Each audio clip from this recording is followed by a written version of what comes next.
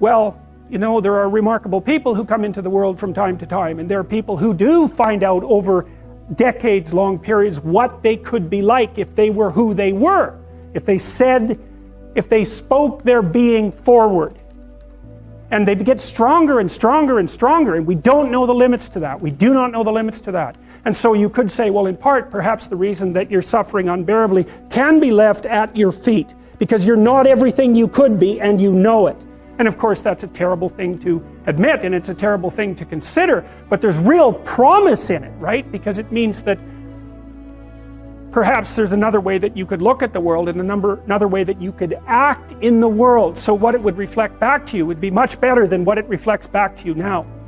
And then the second part of that is, well, imagine that many people did that, because we've done a lot as human beings. We've done a lot of remarkable things, and I've told you already, I think before, that today, for example, about 250,000 people will be lifted out of abject poverty, and about 300,000 people attached to the electrical power grid.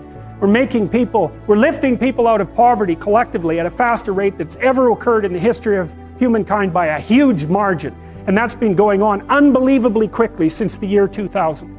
The UN had planned to have poverty between 2000 and 2015, and it was accomplished by 2013.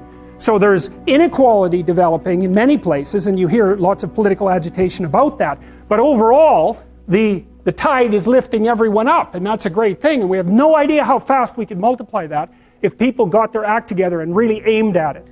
Because, you know, my experience is with people that we're probably running at about 51% of our capacity.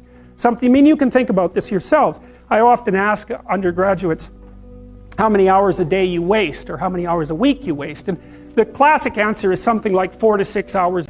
If people stopped really trying just to make things worse, we have no idea how much better they would get just because of that.